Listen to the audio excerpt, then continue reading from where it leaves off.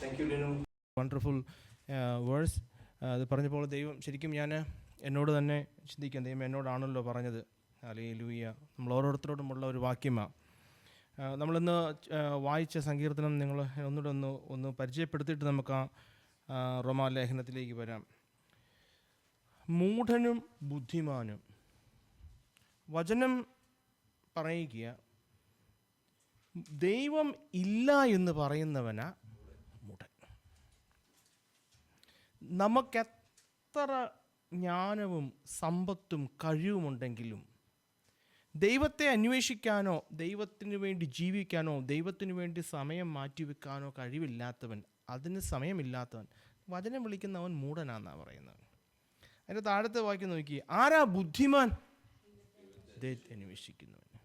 ദൈവത്തെ അന്വേഷിക്കുന്നവനാ ബുദ്ധിമാൻ. എന്തുകൊണ്ടാണ് മൂഢൻ ദൈവമില്ല എന്ന് പറയുന്നത്? ഹല്ലേലൂയ. നീതി, നാലാമത്തെ വാക്യം നോക്കിയ സങ്കീർത്തനം 14:4, നീതികേട് പ്രവർത്തിക്കുവാൻ ഇഷ്ടപ്പെടുന്നു. ഹല്ലേലൂയ.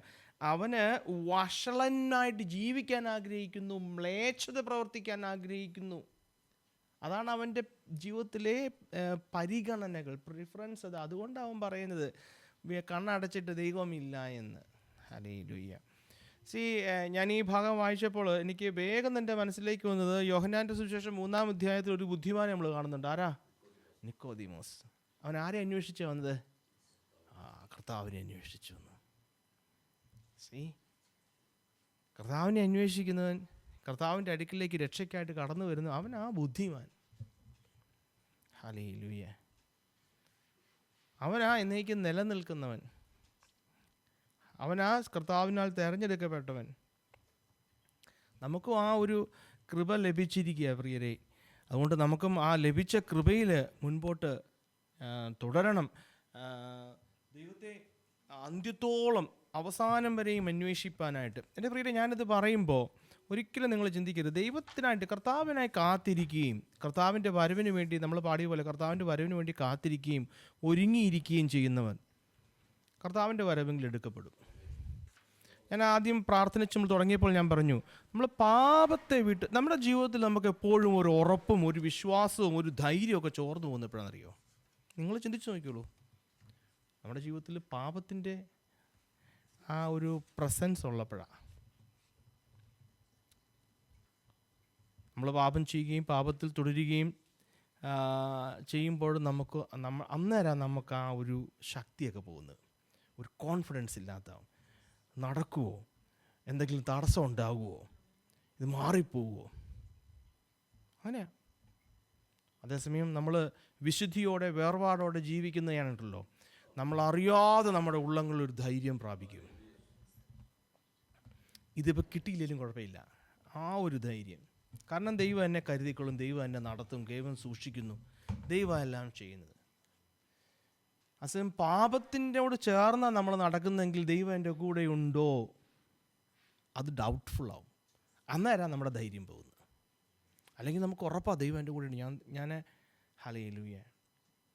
എപ്പോഴും നമുക്ക് ആ ഒരു ബോധ്യം നമ്മുടെ ഉള്ളങ്ങളിൽ ഉണ്ടാവണം. പാപത്തെ വെറുത്തിട്ട്, പാപത്തെ അകന്ന്, പാപത്തെ മറന്ന് ജീവിക്കാനായിട്ട്. ദൈവം നമ്മളെല്ലാവരെയും ധാരാളമായിട്ട് അനുഗ്രഹിക്കട്ടെ. Once again Linu, thank you for this beautiful verse. കല്ലപ്പയ്ക്ക് കൈവച്ചതിന് ശേഷം പിന്തിരിഞ്ഞു നോക്കുന്നവൻ ആരും ദൈവരാജ്യത്തിന് യോഗ്യനല്ല. നമ്മൾ റോമാലേഖനം 6-ാം അധ്യായത്തിൽ നിന്നാണ് ചിന്തിച്ചുകൊണ്ടിരുന്നത് അല്ലേ? 6, 7, 8 അധ്യായങ്ങൾ എന്തിനെക്കുറിച്ചാണ് പറയുന്നത്? നമ്മൾ ചിന്തിച്ചത് വിശുദ്ധീകരണത്തെക്കുറിച്ചാണ് പറയുന്നത്. സാങ്ക്ടിഫിക്കേഷൻ, വിശുദ്ധീകരണം എന്ന സബ്ജക്റ്റാണ് അവിടെ പ്രതിപാദിക്കുന്നത്. ഞാൻ അന്നേരം നമ്മൾ ആ ഭാഗം ഒരല്പം ഡീറ്റെയിൽ ആയിട്ട് ചിന്തിക്കുമെന്ന് ഞാൻ സൂചിപ്പിച്ചിരുന്നു. വിശുദ്ധീകരണത്തിന് 3 തലങ്ങളുണ്ട് എന്ന് ഞാൻ പറഞ്ഞു. Positional sanctification, practical and progressive sanctification and perfect sanctification. ആത്മാവിനാൽ നയിക്കപ്പെടുന്ന ഒരു ജീവിതം, പെർഫെക്റ്റ് സാങ്ക്ടിഫിക്കേഷൻ്റെ ആ തലം. പൊസിഷണൽ സാങ്ക്ടിഫിക്കേഷനെ കുറിച്ച് ഞാൻ പറഞ്ഞിരുന്നു, കർത്താവേ, ഞാൻ സ്ഥാനം തെറ്റിക്കിടക്കുന്നവനായിരുന്നു, പാപത്തിൽ ജനിച്ച് പാപത്തിൽ തുടർന്ന് നിത്യനരകത്തിലേക്ക് നടന്നകന്നുകൊണ്ടിരുന്ന വ്യക്തിയായിരുന്നു. അവിടുന്ന് ദൈവം എന്നെ സ്നേഹിച്ച്, ദൈവത്തിന് എന്നോട് കരുണ തോന്നി. എന്താ കാരണം എന്നൊന്നും എനിക്കറിയില്ല. ദൈവം എന്നെ ഇഷ്ടപ്പെട്ടു, ദൈവം എന്നെ തെരഞ്ഞെടുത്തു. അവൻ്റെ പ്രിയ മകനായിട്ട് അവിടുത്തെ രാജ്യത്തിൻ്റെ, അവിടുത്തെ വരവെങ്കിൽ അവിടുത്തെ രാജ്യത്തിൽ ഞാനും കാണണമെന്ന് ദൈവത്തിന് കൃപ തോന്നി. അതുകൊണ്ട് അവിടുന്ന് എന്നെ പിക്ക് ചെയ്ത് പൊസിഷൻ ചെയ്തു, വേറൊരു പൊസിഷനിലേക്ക് കൊണ്ടുവന്നു. ഫിലിപ്പിയ ലേഖനത്തിൽ കർത്താവിനെ കുറിച്ച് പറയുന്നത് നമ്മൾ വായിച്ചിട്ടുണ്ട്. ഫിലിപ്പിയ ലേഖനം 2-ാം അധ്യായത്തിൻ്റെ 9-ാം വാക്യത്തിൽ നമ്മൾ ഇപ്രകാരം വായിക്കുന്നത്: അതുകൊണ്ട് ദൈവവും അവനെ ഏറ്റവും ഉയർത്തി സകല നാമത്തിനും മേലായ നാമം. കർത്താവിനെ കുറിച്ച് അങ്ങനെയാണെങ്കിൽ ദൈവം നമ്മളെക്കുറിച്ചും അങ്ങനെ തന്നെയാണ്. നാമും ഇരിക്കുന്നത് കർത്താവിനെ ഇരുത്തിയിരിക്കുന്നത് പോലെ സ്വർഗതലങ്ങളിൽ നമ്മളെ ഇരുത്തിയിരിക്കുകയാണ്. അതുകൊണ്ടാണ് അപ്പസ്തോലന്മാര് സഭകളെ നോക്കിയിട്ട് വിശുദ്ധന്മാരെ എന്ന് വിളിക്കുന്നത്. ഹല്ലേലൂയ. ഞാൻ എന്തായാലും നിങ്ങളോട് സൂചിപ്പിച്ചിരുന്നു, കൊരിന്ത്യ സഭയിൽ നടക്കുന്ന വഷളത്വങ്ങളും, കൊരിന്ത്യ സഭയിലെ കൊള്ളരുതായ്മകളും, കൊരിന്ത്യ സഭയിലെ വിശുദ്ധന്മാരുടെ ഇടയിലുണ്ടായിരുന്ന അവരുടെ ആ ജീവിത രീതികളൊക്കെ കണ്ടിട്ടും അപ്പസ്തോലൻ കൊരിന്ത്യ സഭയെ വിളിക്കുന്നത് ക്രിസ്തുയേശുവിൽ വിശുദ്ധരെ. കാരണം അവരുടെ പൊസിഷൻ വിശുദ്ധ ജനമായിട്ടാ ദൈവം അവരെ പൊസിഷൻ. അങ്ങനെയാണെങ്കിൽ പ്രിയരെ, നമ്മളെയും ദൈവം പൊസിഷൻ ചെയ്തിരിക്കുന്നത് വിശുദ്ധനായിട്ടാ. ഹല്ലേലൂയ. അതാണ് ആ 6-ാം അധ്യായത്തിൻ്റെ 1 മുതൽ 10 വരെയുള്ള വാക്യങ്ങളിൽ പറയുന്നത് പൊസിഷണൽ സാങ്ക്ടിഫിക്കേഷൻ. ഇത് ആ ഭാഗം ഞാൻ പറഞ്ഞപ്പോൾ നമ്മൾ ചിന്തിച്ചിരുന്നു. അവിടെ തുടർന്ന് റിപ്പീറ്റഡ് ആയിട്ട് വരുന്നൊരു വാക്യമാണ് നോ യുവർ സെൽഫ്, അല്ലേ? നാം അറിയണം. നാം എന്തറിയണം? ദൈവം എന്നെ സ്നേഹിക്കുന്നു എന്നറിയണം, ദൈവം എന്നെ കരുതുന്നു എന്നറിയണം, ദൈവം എന്നെ തെരഞ്ഞെടുത്തു എന്നറിയണം, ദൈവം എന്നെ വീണ്ടെടുത്തു എന്നറിയണം, ദൈവം എന്നെ പൊസിഷൻ ചെയ്തു എന്നറിയണം, ദൈവത്തിന് എനിക്ക് വേണ്ടി മറുവിലയായി കൊടുത്തു എന്നറിയണം, ദൈവം എനിക്ക് വേണ്ടി കാൽവരിയിൽ തൂങ്ങപ്പെട്ടു എന്നറിയണം, ദൈവം എനിക്ക് വേണ്ടി ഉയർത്തുന്ന സ്വർഗസ്ഥലങ്ങളിൽ നമുക്ക് വേണ്ടി പക്ഷപാതം ചെയ്യുന്നു എന്നറിയണം. അങ്ങനെ ഒരു അറിയേണ്ടതിൻ്റെ ഒരു വലിയ ലിസ്റ്റ് 1 മുതൽ 10 വരെ ഉള്ള ഭാഗത്ത് നാം വായിക്കും. നമ്മൾ പഴയ മനുഷ്യൻ മരിച്ചു എന്നറിയണം. ഇനി നമുക്ക് പാപത്തോടല്ല കൃപയോടാ സംബന്ധമുള്ളതെന്ന് അറിയണം. ഹല്ലേലൂയ. അതാ പൊസിഷൻ. നാം അറിയണം നാം എന്താ, നമ്മളിൽ എന്താ പറ്റിയെന്നുള്ളത്, നമ്മളിൽ എന്താ ചേഞ്ച് വന്നെന്ന് നാം അറിയണം. അതിനുശേഷം 6-ാം അധ്യായത്തിൻ്റെ 11 മുതൽ അതിൻ്റെ അവസാനം 23-ാം വാക്യം വരെ ഉള്ളത് പ്രാക്ടിക്കൽ ആൻഡ് പ്രോഗ്രസീവ് സാങ്ക്ടിഫിക്കേഷൻ. ഈ ഭാഗത്ത് നമ്മൾ ചിന്തിച്ചുകൊണ്ടിരുന്നത്, നമ്മൾ കഴിഞ്ഞ കുടിവരവിൽ ഈ നമുക്ക് ലഭിച്ച രക്ഷ, ഈ പുത്രത്വം, അല്ലെങ്കിൽ നിത്യതയിൽ കർത്താവിനോടൊപ്പം വസിപ്പാനായിട്ട് നമുക്ക് ലഭിച്ച ഈ തെരഞ്ഞെടുപ്പിൽ, അല്ലെങ്കിൽ നമ്മുടെ രക്ഷയിൽ, എൻ്റെ പ്രിയപ്പെട്ടവരെ, നമുക്ക് വളരണമെങ്കിൽ നമ്മിൽ സംഭവിച്ചത് എന്ത് എന്ന് അറിഞ്ഞാൽ മാത്രം പോരാ. ആ 11 മുതൽ 23 വരെയുള്ള വാക്യങ്ങളിൽ നമ്മൾ കാണുന്ന 2 വാക്കുകളാണ് ഈ റെക്കൺ ആൻഡ് ഈൽഡ്. നാം നമ്മെ തന്നെ എണ്ണണം, നമ്മെ തന്നെ സമർപ്പിക്കണം.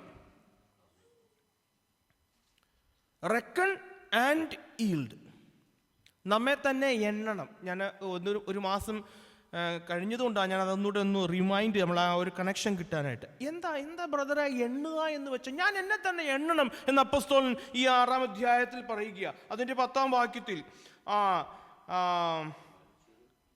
അവണ്ണം നിങ്ങളും പാപസംബന്ധമായി മരിച്ച 11-ാം വാക്യം, ദൈവത്തിന് ജീവിക്കുന്നു. അവണ്ണം ജീവിക്കുന്നവരെന്നും നിങ്ങളെ തന്നെ എണ്ണുവിൻ. എന്താ എണ്ണുക എന്ന് വെച്ചാൽ, it's a matter of faith dear. എണ്ണുക എന്ന് വെച്ചാൽ, ഞാൻ അറിഞ്ഞ കാര്യങ്ങൾ എനിക്ക് വിശ്വാസമായിട്ട് മാറണം. ഹല്ലേലൂയ.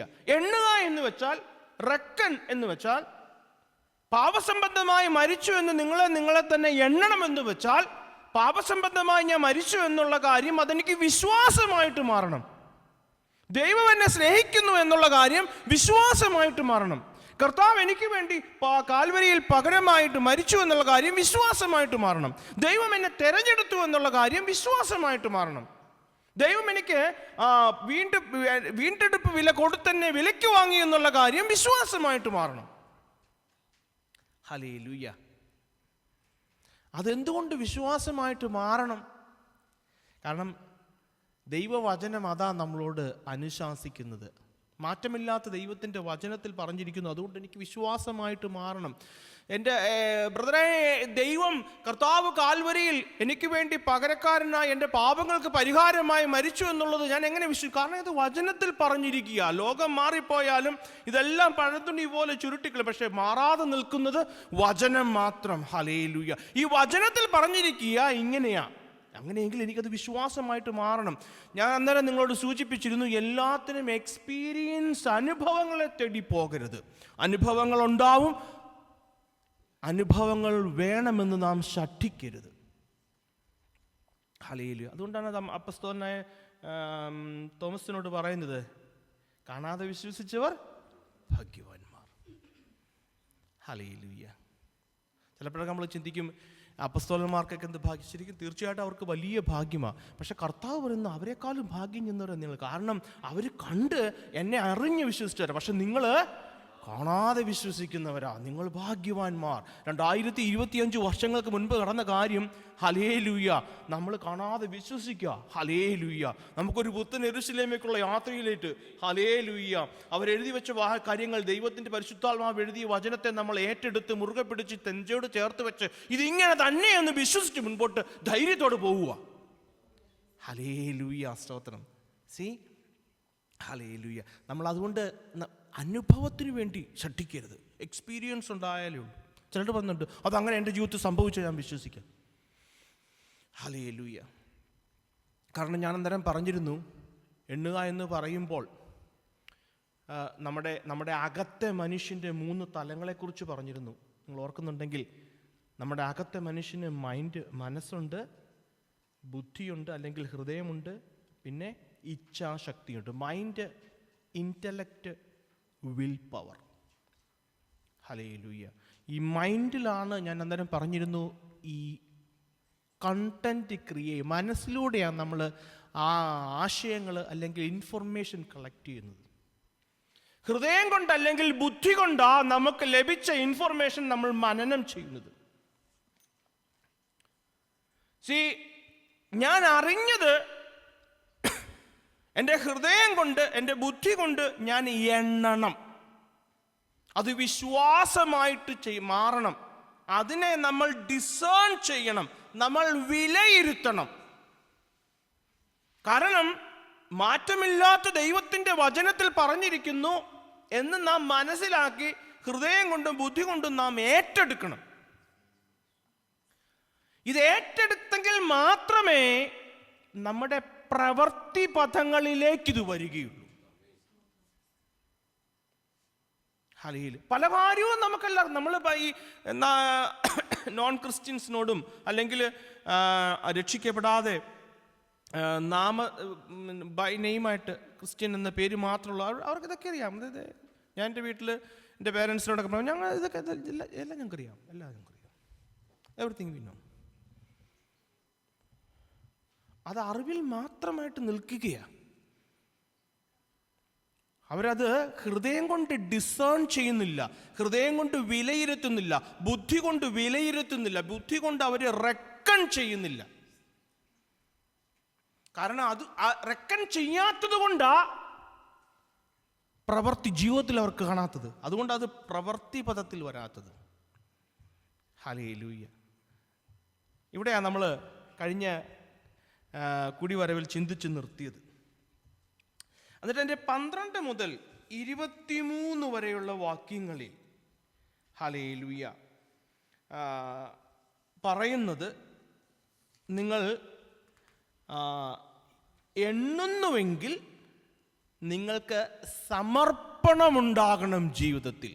ഞാൻ ഈ ഒരു ഭാഗം മാത്രം ഒന്ന് അല്പം ചിന്തിച്ച് ഇന്നത്തെ കൂടി വരെ നമുക്ക് അവസാനിപ്പിക്കാൻ ആഗ്രഹിക്കുക. സമർപ്പണം. അപ്പോസ്തലൻ പറയുക, നാം സമർപ്പിക്കണം. നിങ്ങൾ അതിൻ്റെ ആ ഓർഡർ ഒന്ന് ചിന്തിച്ചേ. ആദ്യം ഞാൻ അറിയണം എൻ്റെ ജീവിതത്തിൽ എന്താ സംഭവിച്ചതെന്ന്. കർത്താവ് എനിക്ക് വേണ്ടി പകരമായിട്ട് എന്താ ചെയ്തതെന്ന് ഞാൻ അറിയണം. അറിഞ്ഞ കാര്യത്തെ അറിവിൽ മാത്രം ഇരുന്നാൽ പോരാ, അതെനിക്ക് വിശ്വാസമായിട്ട് മാറണം. അതിനെ ബ്ലൈൻഡായിട്ട് വിശ്വസിക്കണം പ്രിയരെ. ഹല്ലേലൂയ. ബ്രദറെ, എനിക്ക് പറ്റുന്നില്ല എങ്കിൽ ദൈവസന്നിധിയിൽ നമ്മൾ മുട്ടിപ്പായിട്ട് മുഴങ്കാലിൽ ഇരുന്ന് പ്രാർത്ഥിക്കും. ദൈവം അതിനുള്ള കൃപ തരും. ഈ കൃപയാ രക്ഷ. ഇത് തിരിച്ചറിഞ്ഞ് വിശ്വാസമായിട്ട് മാറിയതാ ദൈവത്തിൻ്റെ കൃപയാൽ നമുക്ക് ലഭിച്ച രക്ഷ. ഹല്ലേലൂയ. നമുക്കെല്ലാവർക്കും കർത്താവിനെ കുറിച്ചും കാൽവരി യാഗത്തെക്കുറിച്ചൊക്കെ അറിയാവുന്നവരാ. പക്ഷേ കർത്താവ് സ്നേഹിച്ചവർ, കർത്താവ് സ്നേഹിക്കുന്നവർ, അവർക്കത് വിശ്വാസമായിട്ട്, ഏതു നിലയിലുള്ള വിശ്വാസമായിട്ട് മാറി? രക്ഷിക്കുന്ന വിശ്വാസമായിട്ട് മാറി. ട്രൂ ഫെയ്ത്ത് ആയിട്ട് മാറി. രക്ഷിക്കുന്ന വിശ്വാസം, രക്ഷയിലേക്ക് കൊണ്ടുവരുന്ന വിശ്വാസം. രക്ഷിക്കുന്ന വിശ്വാസമുള്ളവരാ അറിഞ്ഞ കാര്യങ്ങളെ എണ്ണുന്നവർ, അറിഞ്ഞ കാര്യങ്ങളെ വിലയിരുത്തി മനസ്സിലാക്കി ഏറ്റെടുക്കുന്നവർ. ഈ രക്ഷിക്കുന്ന വിശ്വാസമുള്ളവരാ എണ്ണി അതിനായിട്ട് സമർപ്പിക്കുന്നവർ. Hallelujah, hallelujah.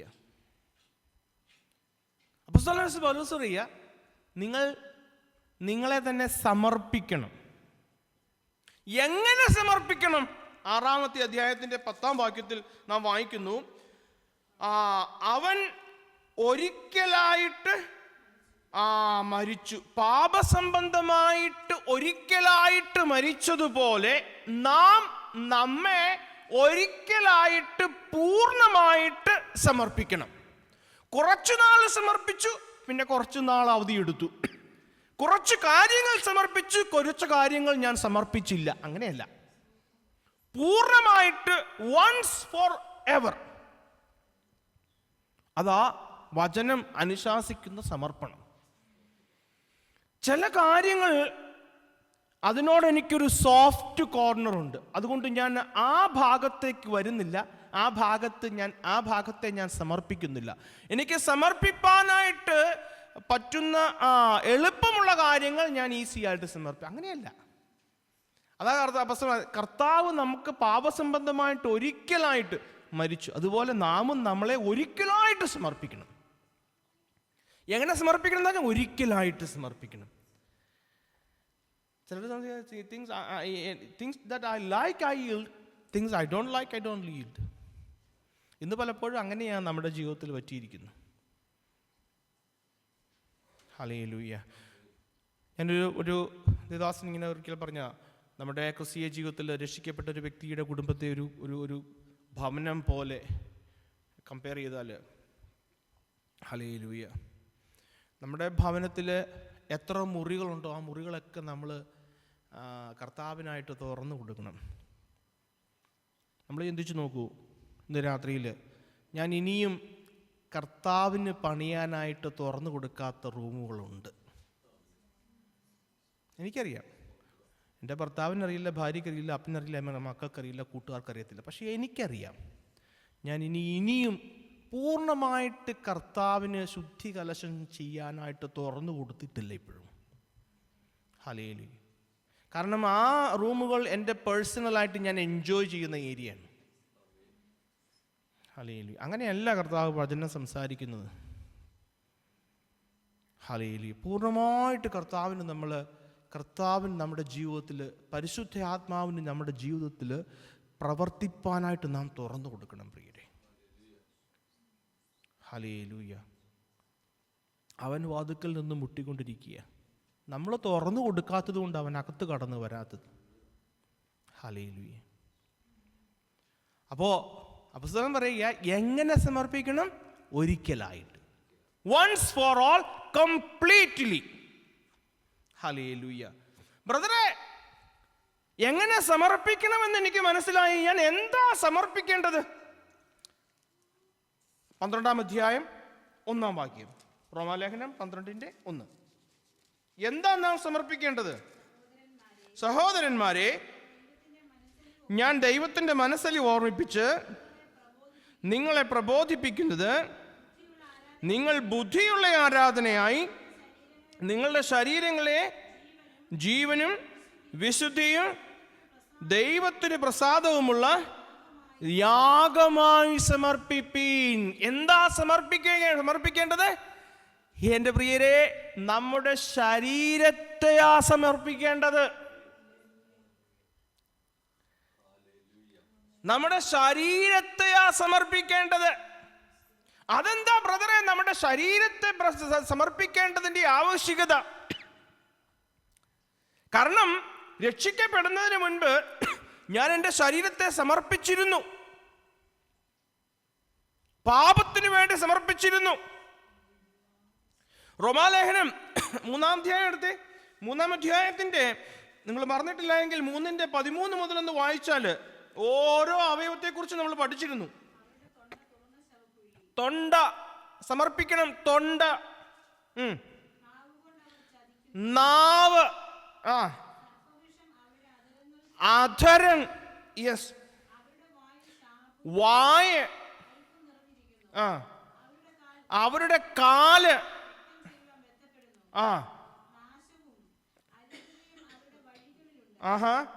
സമാധാന മാർഗം, ദൃഷ്ടി, നമ്മുടെ ഓൾ ഫാക്കൽറ്റീസ്, നമ്മുടെ കണ്ണ്, കാല്, കയ്യ്, നാവ്, അധരങ്ങള്, തൊണ്ട, സകലതും നാം ദൈവത്തിന് വേണ്ടി സമർപ്പിക്കണം. അപ്പോസ്തലൻ 3-ാം അധ്യായത്തിൽ പറയുക, നിങ്ങൾ എങ്ങനെയാ പാപം ചെയ്തുകൊണ്ടിരുന്നത്? ഇതൊക്കെ ഉപയോഗിച്ചല്ലേ നിങ്ങൾ പാപം ചെയ്തുകൊണ്ടിരുന്നത്. ഇന്ന് രക്ഷിക്കപ്പെട്ടപ്പോൾ നിങ്ങൾ ദൈവത്തിന്റെ ആത്മാവ് ആഗ്രഹിക്കുക, നമ്മൾ ആവശ്യപ്പെടുക, നിങ്ങൾ ഈ ശരീരത്തെ വേണം സമർപ്പിപ്പാൻ. ഹല്ലേലൂയ. എൻ്റെ പ്രിയരെ, ഇതാ വേണ്ടത്. ശരീരം കൊണ്ടാ എൻ്റെ പ്രിയരെ നമ്മൾ പാപം ചെയ്യുന്നത്. ഈ ശരീരത്തെയാ നമ്മൾ സമർപ്പിക്കേണ്ടത്. നമ്മൾ വേറെ എന്ത് ഗുസ്തി കാണിച്ചാലും നമ്മുടെ ശരീരത്തെ വിശുദ്ധിക്കായിട്ട് ഏൽപ്പിച്ച് കൊടുക്കുന്നില്ല എങ്കിൽ God doesn't want anything else from you. നിങ്ങളുടെ പണമോ, God is concerned about you, my dear children, my dear friends. നമ്മളെക്കുറിച്ചാണ് ദൈവത്തിന് കൺസേൺ ഉള്ളത്. ചില കാര്യങ്ങൾ നമുക്ക് തരാത്തത്, ചില കാര്യങ്ങൾ തരുന്നത്, ദൈവത്തിൻ്റെ ആഗ്രഹം എനിക്ക് ഇവൻ നഷ്ടപ്പെട്ടു പോകരുത്, എനിക്ക് ഇവൾ നഷ്ടപ്പെട്ടു പോകരുത്. അതുകൊണ്ടാണ്. അതാ നല്ല അപ്പൻ്റെ രീതി, അതാ നല്ല ഒരു അപ്പൻ്റെ. കാരണം അപ്പനറിയാം വരുവാൻ ഞാൻ അവന് വേണ്ടി കരുതിയിരിക്കുന്നത്, ഞാൻ അവന് വേണ്ടി കണ്ണ് കാണാത്ത, ഒരു ഹൃദയത്തിൽ തോന്നിയിട്ടില്ല, ഒരു ദൃഷ്ടിയിലും കാണാത്ത കാര്യങ്ങൾ ഞാൻ അവന് വേണ്ടി കരുതിയിട്ട് എത്ര ശ്രേഷ്ഠമെന്ന് അപ്പനറിയാം. അത് അനുഭവിക്കണം, അതിലേക്ക് കടന്നു വരണമെന്നാണ് ദൈവം ആഗ്രഹിക്കും നമ്മളെക്കുറിച്ച് പ്രിയരെ. അതുകൊണ്ടാണ് ചില കാര്യങ്ങൾക്കൊക്കെ ഒരു കംപ്ലീറ്റ് നോ, ചില കാര്യങ്ങൾക്കൊക്കെ താമസം. ഹല്ലേലൂയ. അത് നമ്മളെ സ്നേഹിക്കുന്നത് കൊണ്ടാ. നമുക്ക് ഈ നിലയിലുള്ള, ഈ ഒരു നിലയിലുള്ള സ്പിരിച്വാലിറ്റിയാ നമുക്ക് വേണ്ടത്. ഇതാ ദൈവവചനം പഠിപ്പിക്കുന്ന ഒരു സ്പിരിച്വാലിറ്റി. ഈ ഒരു ബോധ്യത്തിലേക്കും ഈ ഒരു ഉൾക്കാഴ്ചയിലേക്കും നമ്മൾ വളരണം. ഞാൻ കഴിഞ്ഞ ദിവസം ലിനുവിനോട് ഇങ്ങനെ സംസാരിക്കുക പറഞ്ഞു, ഈ 8-ാം അധ്യായത്തിൻ്റെ 28-ാം വാക്യത്തിൽ ദൈവം എന്നെ സ്നേഹിക്കുന്നു, ദൈവം എന്നെ കരുതും, ദൈവം എന്നെ വിളിച്ചിരിക്കുന്നു, ദൈവം എൻ്റെ ജീവിതത്തിൽ ചെയ്യുന്ന എല്ലാം നന്മയ്ക്കായിട്ടാണ്. ഹല്ലേലൂയ. നമുക്ക് ആ ഒരു വെളിപ്പാടില്ലാത്തത് നമ്മുടെ ജീവിതത്തിൽ എൻ്റെ പ്രിയരെ, നമ്മൾ ആ ഒരു വെളിപ്പാടിലേക്ക് കടന്നു വരണം. കാരണം വേറൊരു കാര്യം, ഇന്ന് പഠിപ്പിക്കുന്നതും ഇന്ന് പുൾപിറ്റുകളിൽ പറയുന്നതെല്ലാം നേരെ തിരിച്ചാണ്. ഹല്ലേലൂയ. നമ്മൾ വചനം എന്തു പറയുന്നു, വചനത്താലുള്ള ആ ഒരു ബലവും ശക്തിയും നമ്മുടെ ഉള്ളങ്ങളിൽ നമുക്കുണ്ടെങ്കിൽ ഏത് സാഹചര്യത്തിൻ്റെ മുൻപിൽ നാം നിന്നാലും നമ്മളെ നടത്താൻ, നമ്മളെ പിടിച്ചു നിർത്താനായിട്ട് നമ്മുടെ ഉള്ളിൽ വ്യാപരിക്കുന്ന ദൈവത്തിൻ്റെ പരിശുദ്ധാത്മാവിന് കഴിയും. ആ പരിശുദ്ധാത്മാവിൻ്റെ ശക്തിയിൽ നമുക്ക് മനസ്സിലാക്കാം, പരിശുദ്ധാത്മാവ് എന്തുകൊണ്ട് എൻ്റെ ജീവിതത്തിലായിരിക്കുന്നു, എന്തുകൊണ്ട് ഇങ്ങനെയാണ്. കാരണം നമുക്ക് ആ ഒരു തിരിച്ചറിവുണ്ടാവണം. ഹല്ലേലൂയ. അപ്പോസ്തലൻ പറയുക, God wants your body. ദൈവത്തിന് നമ്മുടെ ശരീരമാണ്. ഹല്ലേലൂയ. അതെന്താ ബ്രദറെ? അതിൻ്റെ കാരണം എന്താ? ദൈവത്തിന് എൻ്റെ ശരീരം വേണമെന്ന് പറയുന്നത്, എൻ്റെ ശരീരത്തെ സമർപ്പിക്കണമെന്ന് പറയുന്നത്? 1 കൊരിന്ത്യർ ലേഖനം 6-ാം അധ്യായം അതിൻ്റെ 19-20 വായിച്ചാൽ നമുക്ക് വ്യക്തമായ ഒരു പിക്ചർ അവിടെ ലഭിക്കും. 1 കൊരിന്ത്യർ ലേഖനം 6-ാം അധ്യായം.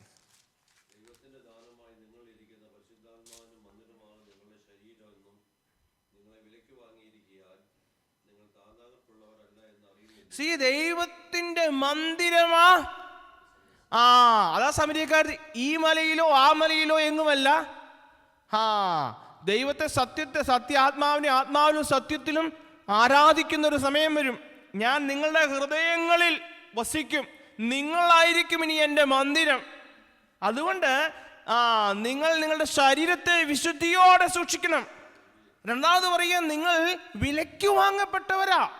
ഞാൻ തൻ്റെ പുത്രന്റെ നിർദോഷവും നിഷ്കളങ്കവുമായ രക്തം കൊടുത്ത് വിലയ്ക്ക് വാങ്ങിയിരിക്കുക ഇവിടെ ഇരിക്കുന്ന ഓരോ രക്ഷിക്കപ്പെട്ടവരുടെയും ജീവിതത്തെ. ഇതിൻ്റെ അധികാരം വിലയ്ക്ക് വാങ്ങപ്പെട്ടവനാ. ഹല്ലേലൂയ. ആരാണ് നമ്മളെ വിലയ്ക്ക് വാങ്ങിയിരിക്കുന്നത്? അവനാണ് അതിൻ്റെ മേൽ അധികാരമുള്ളത് എൻ്റെ പ്രിയരെ. ഹല്ലേലൂയ. അതുകൊണ്ട് ദൈവത്തിൻ്റെ ആഗ്രഹം എന്നെ പൂർണ്ണമായി വിശുദ്ധിയോടെ എൻ്റെ ശരീരത്തെ സൂക്ഷിക്കണമെന്ന. ഹല്ലേലൂയ. നമ്മൾ രക്ഷിക്കപ്പെട്ട the very moment we are purchased, we are adopted. ഈ കാര്യങ്ങളൊക്കെ ബോധ്യം തന്നെ നമ്മുടെ ജീവിതത്തിലുണ്ട്. ഹല്ലേലൂയ. നിങ്ങൾക്കുള്ളവർ അല്ല, നിങ്ങൾ വിലയ്ക്ക് വാങ്ങപ്പെട്ടവരാ. Let me remind you my dear brethren. Hallelujah. ഈ കഴിഞ്ഞ ദിവസങ്ങളിൽ ദൈവം ഇടപെട്ടൊരു കാര്യമാണ്. ദൈവത്തിൻ്റെ സ്നേഹം നമ്മളെപ്പോഴും ഓർത്തോണം. ആ സ്നേഹം ഉള്ളത് കൊണ്ടല്ലേ പ്രിയരെ ദൈവത്തിന് നമ്മളെ തിരഞ്ഞെടുക്കാനായിട്ട് കൃപ തോന്നിയത്. ഹല്ലേലൂയ. തിരഞ്ഞെടുക്കപ്പെട്ടില്ല എങ്കിൽ, ഈ കഴിഞ്ഞ ദിവസവും ഞങ്ങളുടെ നാട്ടിൽ ഞങ്ങളുടെ ഒരു റിലേറ്റീവ് ഈ ലോകത്തിൽ നിന്ന് മാറ്റപ്പെട്ടു. ഹല്ലേലൂയ. സത്യം എന്തെന്ന് ആ വ്യക്തി ഇപ്പോൾ അറിയുകയാണ്. എന്താണ് സത്യം, എന്താണ് മിഥ്യ? ഇനി എന്തെങ്കിലും ഒരു ചാൻസ് ഉണ്ടോ? No chance. ദൈവം നമുക്ക് തന്നിരിക്കുന്ന കൃപയാട്ടോ. ഹല്ലേലൂയ. ദൈവത്തിൻ്റെ ആ സ്നേഹത്തെ നമ്മൾ എപ്പോഴും ഓർത്ത്, നമ്മൾ പാപത്തിൻ്റെ മുൻപിൽ നിൽക്കുമ്പോഴും ദൈവം സ്നേഹിക്കുന്നു. നന്മ ചെയ്യുന്നുവെങ്കിലും അതും ദൈവത്തോടുള്ള സ്നേഹത്തിൽ നാം ചെയ്യണം. നന്മ ചെയ്യുന്നതും ദൈവത്തോടുള്ള സ്നേഹം. ദൈവം എന്നെ സ്നേഹിക്കുന്നു, അതുകൊണ്ട് ഞാൻ നന്മ ചെയ്യുന്നു. ദൈവം എന്നെ സ്നേഹിക്കുന്നു, അതുകൊണ്ട് ഞാൻ പാപം ചെയ്യത്തില്ല.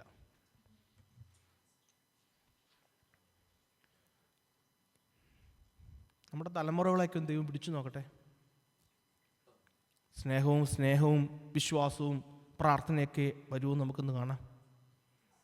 ഹല്ലേലൂയ. നമ്മുടെ തലമുറകളെയും തുടരട്ടെ പ്രിയരെ. അതിനൊന്നും അവസരം കൂടാതെ കർത്താവിൻ്റെ ആ സ്നേഹത്തെ ഓർത്ത് തലമുറകളെയൊക്കെ തൊടുന്നുണ്ടെങ്കിൽ പോലും അതും കർത്താവ് നമ്മളെ സ്നേഹിക്കുന്നുണ്ട്. കാരണം ദൈവത്തിൻ്റെ ആഗ്രഹം എങ്ങനെയെങ്കിലും നീ എൻ്റെ കൂടെ കാണണം. ഹല്ലേലൂയ. ഹല്ലേലൂയ. ഹല്ലേലൂയ. കർത്താവ് പറയുക, നമ്മുടെ ശരീരം കൊണ്ട് ദൈവത്തെ മഹത്വപ്പെടുത്തണം. നമ്മൾ വചനപുസ്തകത്തിൽ നിന്ന് ഉദാഹരണം നോക്കിയാൽ, മോശയെ ദൈവം തിരഞ്ഞെടുത്തപ്പോൾ മോശയുടെ കയ്യിൽ ദൈവം ഒരു വടി കൊടുത്തു. മോശ പറയും, എൻ്റെ കൈ കൊണ്ട് ഞാനൊന്നും ചെയ്യത്തില്ല എന്ന് പറഞ്ഞാൽ കാര്യങ്ങൾ നടക്കുമോ? കയ്യിലിരുന്ന വടി കൊണ്ടാണ് മോശ ഇസ്രായേൽ ജനത്തിന് മുൻപിൽ പല അത്ഭുതങ്ങൾ പ്രവർത്തിച്ചത്. ദാവീദിൻ്റെ കയ്യിൽ എന്താ കൊടുത്തത്? ഒരു കവണ കൊടുത്തല്ലേ. അപ്പോസ്തലനായ പൗലോസ് തൻ്റെ കാലുകൾ ഉപയോഗിച്ച് നടന്ന എത്രയോ ദേശങ്ങളിൽ പോയി സുവിശേഷം പ്രസംഗിച്ചത്. യോഹന്നാൻ അപ്പോസ്തലൻ തൻ്റെ കണ്ണുകൾ ദൃഷ്ടി കൊണ്ട് ദൈവത്തിൻ്റെ ആ മഹത്വത്തെ കണ്ട് കരങ്ങൾ കൊണ്ട് എഴുതി. പ്രവാചകന്മാർ തങ്ങളുടെ നാവിനെ, തങ്ങളുടെ വായിനെ ദൈവത്തിൻ്റെ വായായി സമർപ്പിച്ചു. നമ്മളെക്കുറിച്ചും ദൈവത്തിൻ്റെ ആഗ്രഹം അതാ പ്രിയരെ. നമ്മുടെ കൈയും കാലും ശരീരവും കണ്ണും ദൃഷ്ടിയും വായും നാക്കെല്ലാം ദൈവത്തിന് സമർപ്പിക്കണം. ഇങ്ങനെയാ. This is what is practical Christian life. നമ്മൾ എത്ര ആരാധിച്ചാലും, എത്ര ഹല്ലേലൂയ പറഞ്ഞ്, എത്ര പാട്ടുപാടി, എത്ര തുള്ളിച്ചാടിയാലും എൻ്റെ ശരീരത്തെ ഞാൻ സമർപ്പിക്കാതെ, എൻ്റെ ശരീരത്തെ വിശുദ്ധിയോടെ സൂക്ഷിക്കുന്നില്ലെങ്കിൽ ഇതെല്ലാം വെറും പടക്കമാണ്. ഒരു കാര്യമില്ല. ഞാൻ നേരത്തെ പറഞ്ഞതുപോലെ പാപത്തെ അകന്ന് ജീവിക്കുമ്പോൾ ഉണ്ടാകുന്ന ഒരു ധൈര്യവും ആശ്വാസവും സമാധാനവും ഒരു ആത്മവിശ്വാസവും കോൺഫിഡൻസും നാം വേറെ എന്ത് കാണിച്ചാലും കിട്ടില്ല. ഒരു ദിവസം ഇരുന്ന് നമ്മൾ തുള്ളിച്ചടി ആരാധിച്ചു വന്നാലും കുറച്ച് കഴിയുമ്പോൾ അത് തീർന്നു. പക്ഷേ പാപത്തെ അകന്ന് ജീവിക്കുകയാണെങ്കിൽ ഉണ്ടല്ലോ, ദൈവസന്നിധിയിൽ നമുക്ക് പ്രാഗൽഭ്യത്തോടെ കൃപയാ നിൽക്കാൻ സാധിക്കുന്നുണ്ടെങ്കിൽ അതാണ് ഏറ്റവും ഇമ്പോർട്ടൻറ്റ്. ദൈവം അത് ആഗ്രഹിക്കുന്നത്. ഹല്ലേലൂയ. 51 സങ്കീർത്തനം എപ്പോഴും വായിക്കണം. 51 സങ്കീർത്തനം എന്താ? സാംസ് 51 എന്നും വായിക്കാമെങ്കിൽ നല്ലതായിരിക്കും. 51 സങ്കീർത്തനം, സാം 51. ദൈവമേ, നിന്റെ ദയക്കകത്ത് എന്നോട് കൃപയുണ്ടാണ്. എൻ്റെ 3-ാം വാക്യത്തിൽ എൻ്റെ ലംഘനങ്ങളെ ഞാൻ അറിയുന്നു, എൻ്റെ പാപം എപ്പോഴും എൻ്റെ മുൻപിൽ. 8-ാമത്തെ വാക്യത്തിൽ പറയുക, സന്തോഷവും ആനന്ദവും എന്നെ കേൾക്കുമാറാക്കണമേ. അതിൻ്റെ 10-ാമത്തെ വാക്യത്തിൽ ദൈവമേ, നിർമ്മലമായൊരു ഹൃദയം എന്നിൽ സൃഷ്ടിച്ച് സ്ഥിരമായ ഒരു ആത്മാവിനെ എന്നിൽ പുതുക്കണമേ. ഹല്ലേലൂയ. നിന്റെ രക്ഷയുടെ സന്തോഷം എനിക്ക് തിരികെ തരണമേ. ദാവീദിന് രക്ഷയുടെ സന്തോഷം പോയി പാപം ചെയ്തപ്പോൾ. ഉടനെ ദാവീദ് പറയാ, രക്ഷയുടെ സന്തോഷം തിരികെ തരണേ. ഹല്ലേലൂയ. വേറെ എന്ത്? ദാവീദ് ആരായിരുന്നു? ദാവീദിന് എന്തിന്റെ കുറവായിരുന്നു? ദാവീദിന് ഇല്ലാത്ത എന്തെങ്കിലും ഉണ്ടായിരുന്നോ? പക്ഷെ ദാവീദ് സ്റ്റിൽ സേസ്, എനിക്ക് സന്തോഷം തിരികെ തന്നെ. എപ്പോഴാ സന്തോഷം തിരികെ വരുന്നത്? ദൈവവുമായിട്ടുള്ള റിലേഷൻഷിപ്പ് ഉള്ളപ്പോഴാ. അന്നേരം സന്തോഷം തിരികെ. അതുകൊണ്ട് ആ സന്തോഷം പോയി ദാവീദിന്. അതാ ഇത് പറയുന്നത്, രക്ഷയുടെ സന്തോഷം എനിക്ക് തിരികെ തരണേ കർത്താവേ. ഹല്ലേലൂയ.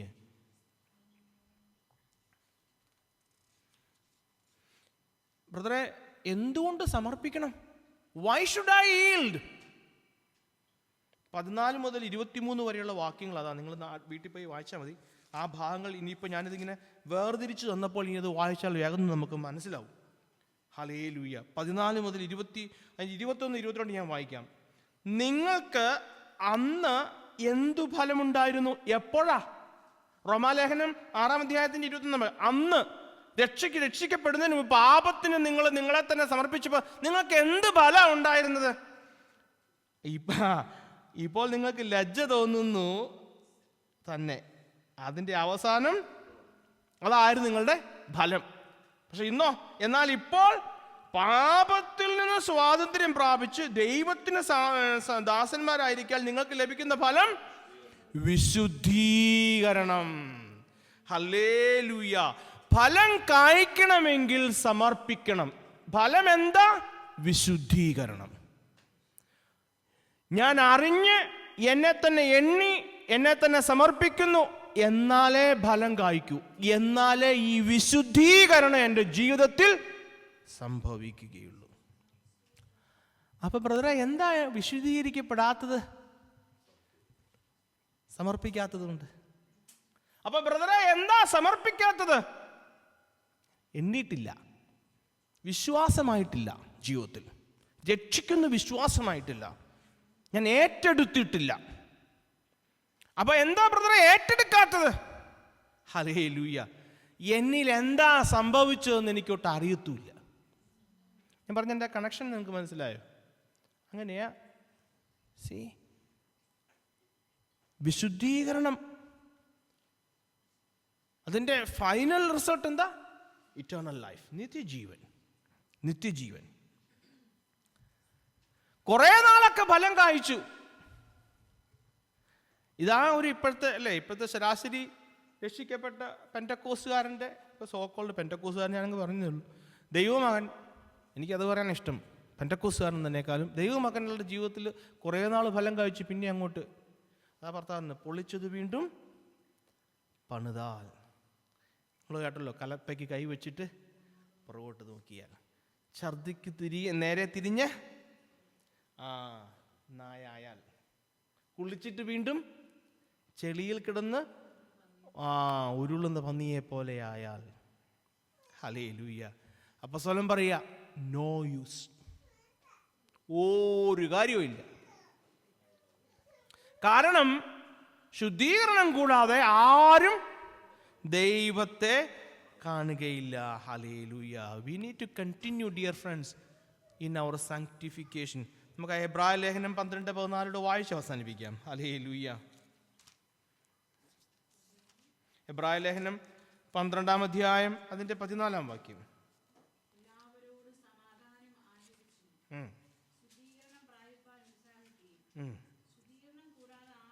ആരും കർത്താവിനെ കാണുകയില്ല. എൻ്റെ പ്രിയരെ, നമ്മൾ ഈ 6-ാമത്തെ അധ്യായം 23-ാം വാക്യം വരെ പഠിച്ചു തീർക്കുമ്പോൾ നിങ്ങളെപ്പോഴും ഓർത്തിരിക്കണം, പൊസിഷണൽ സാങ്ക്ടിഫിക്കേഷൻ. അറിയണം, നമ്മളെ തന്നെ എണ്ണണം, നമ്മളെ തന്നെ സമർപ്പിക്കണം. സമർപ്പിച്ചെങ്കിലേ ഫലം കായ്ക്കൂ. എന്താണ് ഫലം? വിശുദ്ധീകരണം. എൻ്റെ ജീവിതത്തിൽ വിശുദ്ധീകരണം എന്ന പ്രക്രിയ നടക്കാത്തത് എന്തുകൊണ്ടാണ്? ഞാൻ എന്നെ തന്നെ സമർപ്പിച്ചിട്ടില്ല. എൻ്റെ പ്രിയരെ, ശരീരങ്ങളെ സമർപ്പിച്ചേ മതിയാവൂ. ശരീരങ്ങളെയാണ് സമർപ്പിക്കേണ്ടത്. നിങ്ങളുടെ പണവും നിങ്ങളുടെ സമയം, നിങ്ങളുടെ അതൊന്നും അല്ല കർത്താവ്. നിങ്ങളുടെ ശരീരങ്ങളെ പാപത്തിനല്ല, കൃപയ്ക്കായിട്ട്, വിശുദ്ധിക്കായി സമർപ്പിച്ചേ മതിയാവൂ. Hallelujah, hallelujah. പ്രിയരെ, ഈ നീതീകരണം എന്നുള്ളതുണ്ടല്ലോ, ഞാൻ നീതിമാനായി എന്നൊരു ഡിക്ലറേഷൻ മാത്രമേ ആകുന്നുള്ളൂ. രക്ഷിക്കപ്പെടുമ്പോൾ നീ നീതീകരിക്കപ്പെട്ടു, രക്ഷിക്കപ്പെട്ടു. പിന്നീട് നമുക്ക് ലഭിച്ച ആ നീതിയിൽ വിശുദ്ധീകരണം പ്രാപിച്ച് നാം ആ ഫൈനൽ ഫ്രൂട്ടിലേക്ക് എത്തണം. ഞാൻ പറഞ്ഞത് നിങ്ങൾക്ക് മനസ്സിലായോ? ഒരുവൻ നീതീകരിക്കപ്പെട്ടു, ഒരുവൻ രക്ഷിക്കപ്പെട്ടു എന്ന് പറഞ്ഞാൽ അതിൻ്റെ ഒരു ഡിക്ലറേഷൻ മാത്രമേ ആയിട്ടുള്ളൂ.